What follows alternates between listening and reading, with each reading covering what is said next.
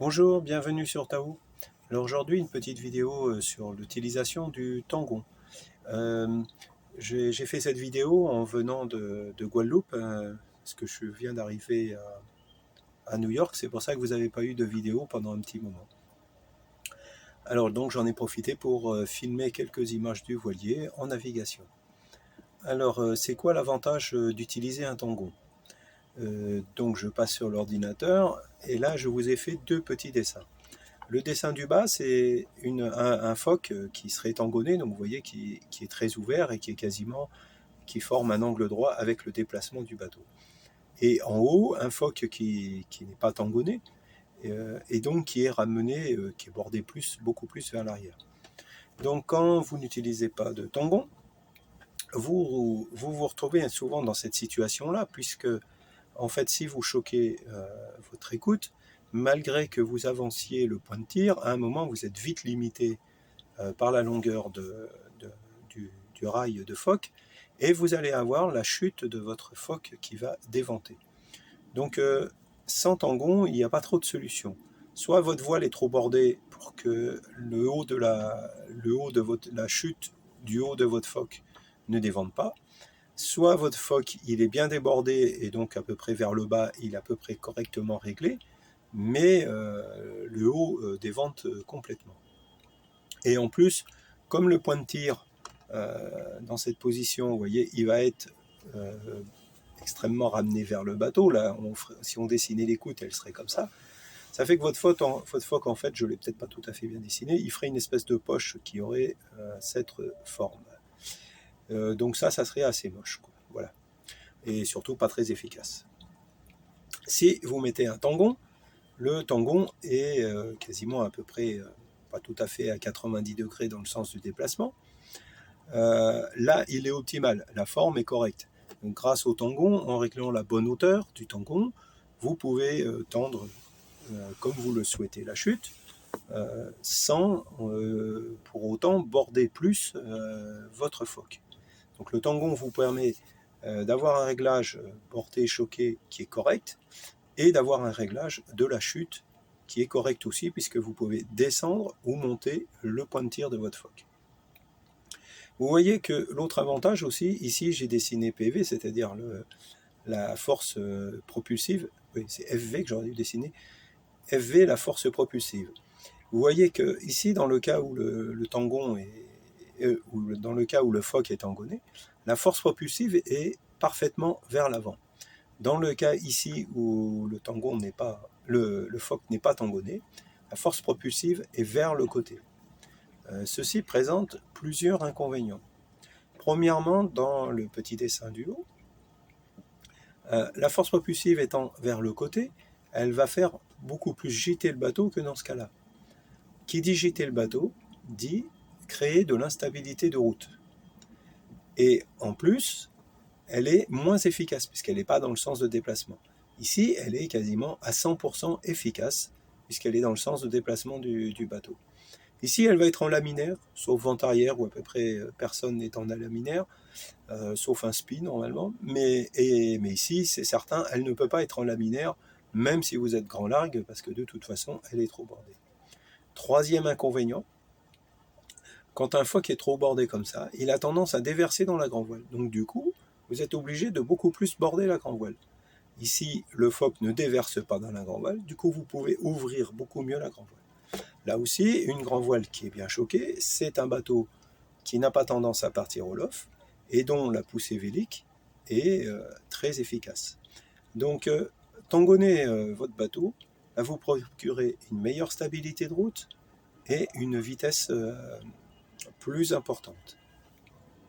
Alors, maintenant, je passe en image de mon voilier. Donc là, le tangon, il est déjà installé. Alors, dans le cadre de ma société de conseil, ce sont de genres de choses aussi que je conseille. Je vais conseiller quel type de tangon utiliser, quelle longueur de tangon utiliser, quel est l'intérêt d'avoir plusieurs tangons. C'est des choses aussi techniques comme ça que je peux apporter. Si vous souhaitez avoir recours à mes services, je mettrai sous la vidéo le lien vers mon blog et un lien pour me joindre. avec mes tarifs et tout ce que je propose comme service. Entre autres aussi de l'aide pour l'achat du bateau, déterminer vos besoins et vous aider à trouver le bateau qui est adapté à votre projet de navigation. Voilà, on revient à la vidéo. Donc moi, vous voyez que j'utilise toujours deux albas. Un alba qui va être vers l'arrière, moi qui revient plus ou moins au niveau du haut-banc, et un deuxième alba qui revient vers les traves. Ça fait en fait une patte doigt. Et ici, vous voyez la balancine. Alors là, j'ai pas filmé comment j'ai monté le tangon, comment je mets le tangon en place. Mais moi, je mets le tangon en travers du bateau. Je mets ces 3 points. Je pré-règle mon alba de ce côté-là et de ce côté-là. Puis, la balancine, je tire un tout petit peu dessus, puis je la bloque. À partir de là, avec mes mains, je pousse le tangon vers l'extérieur et je viens l'accrocher dans ma cloche. Comme j'ai mis ici 2 bouts, le tangon ne va pas ni taper l'été, ni il vient taper les haubans, si jamais j'ai bien pré-réglé mon alba. Enfin, mes 2 brins de alba. Voilà. Donc c'est assez simple. Si vous avez une voile enrouleur, vous utilisez cette méthode, puis après vous allez choquer ici la partie arrière du alba. Vous allez mettre votre tangon contre votre enrouleur, vous imaginez, l'enrouleur est là. Et là, vous n'aurez plus qu'à dérouler votre phoque. Donc vraiment, avec un tangon, avec un enrouleur, utiliser un tangon est hyper simple. Vous allez dérouler, une fois que vous avez déroulé votre génois à la longueur, à la surface que vous voulez, vous n'avez plus qu'à reprendre le alba qui est ici, et puis votre voile est stabilisée. Donc aussi, le réglage de la balancine et des albas va vous permettre de modifier la hauteur du point d'écoute de votre phoque. Vous voyez, n'oubliez pas que quand vous mettez le tangon, il faut déjà avoir mis l'écoute au bout. Vous voyez, moi, ça, c'est l'écoute qui arrive. Moi, les renvoyer sur une poulie qui est sur le côté du bateau, suffisamment à l'arrière. Voilà, une poulie de speed, quelque chose comme ça, quoi, voilà. Ok, je vais maintenant vous montrer comment je mets le phoque. Vous voyez que je l'ai passé un petit peu par-dessus ma filière, puis je le préborde. Alors, je ne le borde pas complètement contre mon tangon, c'est-à-dire pas à fond, parce que comme toute voile que vous hissez, il ne faut pas que la voile soit trop bordée pour ne pas prendre tout de suite le vent et que ça vous pose des difficultés à l'envoi de la voile.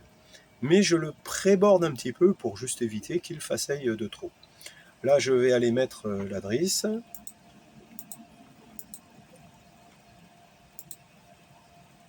Puis, je hisse tout simplement mon phoque.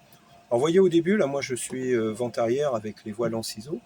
Elle a tendance à quand même se mettre un petit peu du mauvais côté, mais vous allez voir que dès qu'elle va étisser, elle va revenir se mettre du bon côté, c'est-à-dire là, dans mon cas, au vent.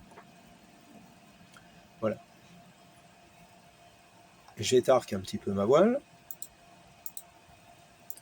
Puis, je vais à l'arrière et tout simplement, je borne ma voile de façon à amener ma voile au bout de mon tangon. Naturellement, après, j'ai besoin d'ajuster parce que j'ai jamais parfaitement réglé mon tangon d'entrée de jeu. J'ai besoin d'ajuster. Donc là, vous voyez qu'il y a un petit peu d'espace. Donc après, je vais aller lâcher un petit peu de alba, puis prendre un petit peu de balancine et le tangon va venir embuter avec l'écoute, le point d'écoute. Alors là, vous voyez que je me suis trompé en fait dans cet envoi. C'est que j'avais envoyé, j'avais utilisé mon petit tangon. Parce que le but est d'avoir plusieurs tangons sur un bateau. Voilà. Là, vous le voyez ici maintenant, avec un tangon qui est beaucoup plus grand. L'avantage, c'est qu'il va déborder ma voile beaucoup plus vers l'extérieur et que donc, elle va être beaucoup plus stable. Donc, en fait, c'est ça que c'est utile d'avoir 2 tangons, un grand et un petit, que vous allez utiliser le grand plutôt au vent, le petit plutôt sous le vent quand vous êtes du grand largue un petit peu vers le travers, le grand, donc je disais au vent, et puis après, suivant la surface de voilure que vous allez mettre, vous pouvez avoir besoin de passer à l'un ou à l'autre. Si c'est plutôt que vous voulez dérouler beaucoup, genre chez moi, vous allez plutôt être sur le grand tangon. Si vous mettez des petits phoques, ou que vous avez beaucoup roulé le génois, vous allez être plutôt sur des petits tangos. Bon, là, c'est vraiment un peu l'expérience, il faut que vous fassiez vos essais, il faut que vous regardiez. Après, comment je règle ici le point de tir, la hauteur? Plus je vais, par exemple, dans une situation où je suis ici, comme avec les voiles en ciseaux, plus je vais lofer, plus je vais envoyer un petit peu ma voile vers l'avant, et que je vais avoir ici tendance à monter un petit peu le point de tir. Naturellement, il y a une limite, hein, je ne peux pas aller jusqu'au travers. Plus je vais vers le vent arrière, plus je vais avoir tendance à border un petit peu vers l'arrière ma voile, et ici le point, je vais un petit peu le redescendre, mais pas trop, je n'ai pas besoin de trop tendre la chute. Par exemple, si je suis mon phoque il est sous le vent, plus je vais vers le travers, naturellement là vraiment plus je vais border, et plus je vais devoir descendre ce point de tir vers le bas. Voilà, ça c'est un petit peu les systèmes de réglage. Voilà, j'espère que cette vidéo vous aura plu. N'oubliez pas de commenter, liker, vous abonner, cliquez sur la petite cloche pour recevoir les prochaines notifications de vidéos. Et puis je vous souhaite un bon après-midi, de bonne navigation et à plus tard.